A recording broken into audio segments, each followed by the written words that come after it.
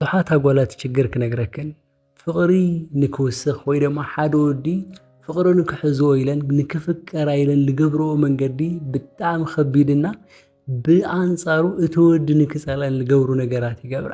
ማለትም ቅርሺ ክረድኣ ይሙክራ ወይ ዝኾነ ሳፖርት ክገብራ ይሙክራ። ዓርሰን ለቕርባሉ መንገዲ ብጣዕሚ ትሕት ኣቢለን ይቐርባ።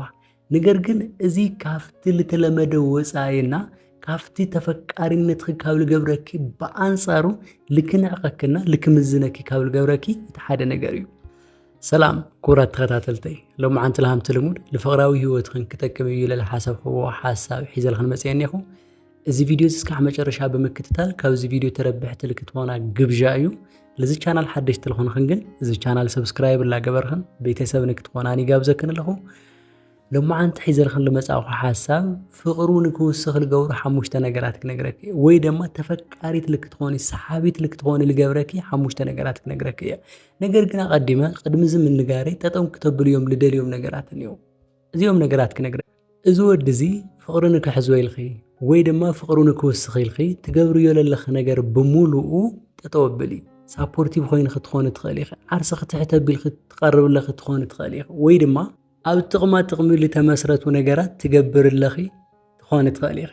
ስለዚ እዞም ነገራት እዚኦም ጠጠው ኣበሊ። ፍቕሪ ክውስኽ ዝገብር እትና መጀመርያ ነገር ክነግረኪ ኮንፊደንስ ይሃልኺ፣ እርግጠኝነት ይሃልኺ፣ ልበ ምሉእነት ይሃልኺ። እና ኩልና ኣወዳት ድሌት እዚ እዩ። በቃ ልባ ምልእ ለበለት ጓል ኮንፊደንስ ለለዋ ኣብ ምንም ተኸደት ጀግና ኮይና ትረአ ጓል በቃ ንፎቲ ኢና።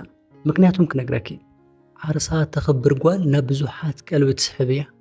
እዚ ለለ ናብ ብዙሓት ችግርታ ይመስልኪ ትዕቢት ይመስለና። ነገር ግን እዚ ዓርሰኻ ምቕባል እዩ። በቃ ለለክ ነገር ትቕበሉ እኒአክ መን ይኽስኺ ለለክ ነገር ታዩ ኤቭሪቲንግ ፎቲኽዮ ተቐቢልክዮ ትጅምር እኒአክ ህይወት።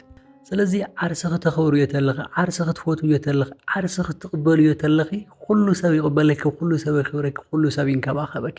ብኣንጻሩ ግን ዓርሲ ክትሕት እንድሕር ተብል ኮይንኺ ዓርስኺ ኣብ ቅድሚ መጻምድኺ ሃም ሰራሕተኛ ወይ ድማ ከም ኣገልጋሊት ጌርክ እንድሕር ተቕርብለኽ ኮይንኺ እስኺ ሪስፔክት ለይገበርክዮ እስኺ ለይኽበርክዮ ማንነትኺ ሰብ ከኽብረልክ ምጽባይ ሓፍተይ እዚ ዕሽነት እዩ። ስለዚ ቅድሚ ምንም ኮንፊደንስ ይሃልኺ፣ ደረትኺ ግልብጥ ኣቢልኺ ብኹርዓት ትናገር፣ ብኹርዓት ትኸድብር፣ ብኹርዓት ትንቀሳቐስ፣ ብኹርዓት ኤቭሪቲንግ ትምልስ ዓይነት ጓል ኾኒ። እዚ ሰሓቢት ልክትኾን ስለልገብረኪ እቲ መበል ካልኣይ ለለ ግልጽነትን ተኣማንነትን ዘለዎ ርክብ ወይ ድማ ኮሙኒኬሽን። እዚ ማለት ሃመ መሲልኪ ብዙሓት ኣጓላት ለሓፍራሉ ወይ ድማ ሸም ለሕዘን ነገራት ሓቢአን እየን ወዲ ዝቐርባ። ኣብዚ ሰዓት እሱ ሃም ትፈልጥዮ ነገራት ተሓቢኦም ኣይቐርዩ፣ ነገራት ተሓቢኦም ኣይሕቡ። ኣብ ዝኾነ ሰዓት እዚ ለሓባእኽዮ እዚ ተሓፍርሉ ነገራት ምስ ተገለጸ ማንነትኺ ሃሙ ገይሩ ይሓስቦሞ ጀጅ ይገብረኪ። ስለዚ ክነግረኪ ግልጽነት ይሃልኺ። እዚ ማለት ጥቕልል ብልበለ መንገዲ ስምዒትኺ ብግልጽ ናይ ምንጋር ድፍረትን ክእለትን ክህልየክ ክኽእል እኒኦ። እዚ ማሕበረሰብና ዝጎድአና ነገር ጓል ፍቕሪ ክትጥይቕ የብላይ።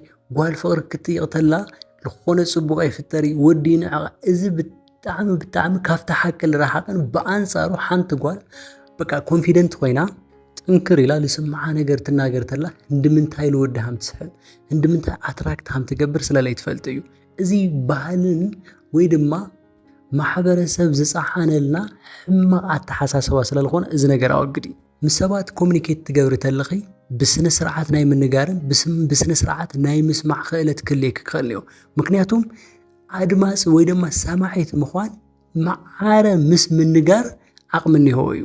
እስኺ ክትናገር ጥራይ ምናምን ተለኺ ቫልዩ ትግበርለኺ ብቻ ከይመስለኪ ክትሰምዕ ተለኺ እውን ተረጋጊዕኺ ኢልኺ ትሰምዕ ተለኺ ተረጋግዕ ተለኺ ፈላጥ ናይ ምምሳል ዓቕምኺ ዓብዩ። ስለዚ ኮሙኒኬሽንካ ኣስተኻኸሊ፣ ግልጽነትኺ ተኣማንነትኽና ኮሙኒኬሽንኺ ኣስተኻኸሊ። እቲ መበል ሳልሳይ ድማ ትክክለኛ ድሌትኺ ግልጽ ምግባር። እዚ ማለት ሃመ መሲልኪ ሓደ ሰብ ንምንታይ ሃም ትደልዩ ወይ ድማ እዚ ሰብ እዚ ፍቕሩ ንክውስኽ እንድሕር ትደልዩ ኮይንኺ ኣብ ምንታይ ዝተመስረተ ድሌት ሃም ለለኪ ግልጽ ምግባር። ሓደ ሰባት ወይ ድማ ሓደ ኣወዳት ንሓንቲ ጓል ለጊዜያዊ ነገር ክደልይዋን ልቁም ነገር ክደልይዋ እትና መጀመርያ ወሳነ ነገር ናዛ ቆልዓ ሓቀኛ ድሌት ወይ ድማ ትክክለኛ ፐርሶናሊቲ ክፈልጡ ግድን እዩ። ስለዚ ጄኒዩን ዝኾነ ኢንተረስት ክህልየክ ክኽእል እኒኦ። ልዚ ሰብ ቅንዕና ክተርእዮ ተለኺ ድሌት ክተርእዮ ተለኺ ናዚ ሰብ ፐርሰናሊቲ ዲፕ ብምጥያቕ ማለትም ስለ ህይወቱ ስለ ስርሑ ስለ ድሌቱ ምጥያቕን ኣድላይ ክኾን ተሎ ድማ እዚ ሰብ እዚ ብተደጋጋሚ ምግናይ ፍቕሩ ንክዓቢ ወይ ድማ ኣብ ልቡ ሪስፔክት ንክህልየኪ ቫልዩ ንክህልየኪ ይገብር እዩ። ሓደ ኣጓላት በቃ ኤንጆይ ካብ ምግባር ካብ ምዝንናይ ወፃኢ ምዝ ሰብ ለለኪ ኮሚኒኬሽን ወይ ድማ ምዝ ሰብ ለለኪ ድሌት ታይ ምዃኑ እስካዕ ለይፍለጥ ድረስ በቃ እዚ ሰብ ኣግኒኸዮ ነይኽ ማለት በቃ ወይ ዳ መስተ ወይ ዴት ልግበረሉ ካፌ ወይ ድማ ዝኾነ ድራር ትበልዕሉ ቦታ ኣብ ዝኾነ ቦታ ከይድኻ በቃ ኤንጆይ ጌርካ ምፍለላይ ታዩ ድሌትኺ ታዩ ድሌቱ ወይ ድማ ኣብ ምንታይ እዩ ኢንተረስቱ ኣብ ምንታይ እዩ ኢንተረስትኺ ታይ ዓይነት ሪሌሽን ክህልየካ ሃም ትደሊ እስካዕ ለይፍለጥ ድረስ ዝኾይኻ ኤንጆይ ምግባር እዚ ኣግባብ ለይኾነ ማንነትኺ ልከይፍለጥ ካብ ልገብርን ድሌትኺ ብንጹር ልከይርአዮ ካብ ልገብሩ እቶም ዓበይቲ ነገራት እዮም። ስለዚ ሓፍተይ ሓደ ሰብ ብተደጋጋሚ ብልጠየቕዮ ቁፅሪ ርግዕ ኢልኺ ብልሰማዕኽዮ ቁፅሪ ብላውጋዕኽዮ ቁፅሪ ዴት ትገብሪ ተለኺ ድማ ድሌትኺ ግልፂ ብምውጋዕ ደፋርን ስምዒትኺ ብነፃነት ናይ ምግላፅ ክእለትኺ ዲቨሎፕ ብምግባር ኣብ ሓደ ወዲ ልቢ ጠንካራ ዝኾነ ስምዒት ናይ ምፍጣር ዓቕሚ ክህልየኪ ግበሪ።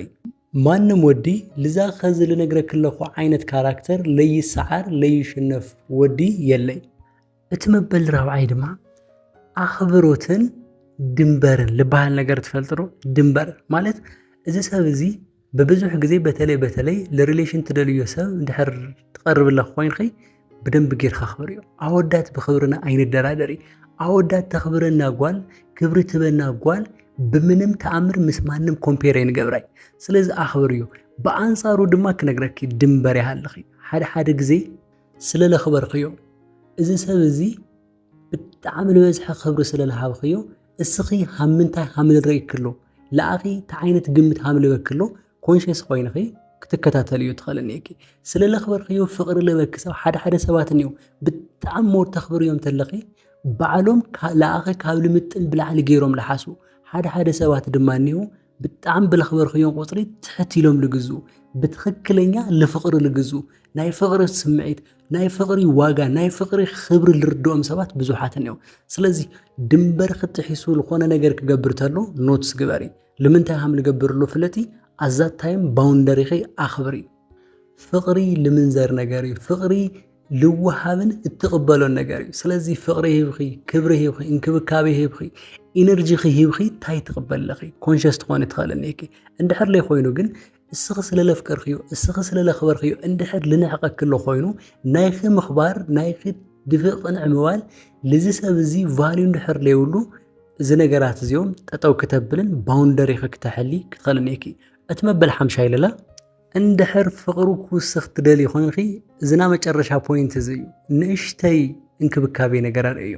ምክንያቱም መብዛሕቴና ኣወዳት ንኹን ኣጓላት ዋላት ኾንኽን ልንከባኸበክን ሰብ ወይ ድማ ሴፍቲ ልስምዐክን ኤርያ ወይ ድማ ኮንፈርት ዞንኽን ትለቃይ ትደልይ ልክ ሓሙ ሓደ ሰብ ትንከባኸብዮ ተለኺ ትሪት ትገብርዮ ተለኺ ፍቕሪ ትብዮ ተለኺ ልዚ ሰብ እዚ ምቹ ባይታ ትፈጥር ለኺ። ስለዚ ንእሽተይ እንክብካቤ ንእሽተይ ፍቕሪ መልእኽቲ ለለዎ ማለት ሓደ ግዜ ሱቕ ኢልካ ሙጥኝ ምባል ለይኾነ ዝኾነ ቼክ ምግባር በቃ ሃሜን ኢኻ ደሕና ዲኻ ሎማዓንቲ ሃምዚ ኮይና ሓሲበካ ናፊቐካ እዚኦም ነገራት ብጣዕሚ ቫልዩ እኒሆም እዮም።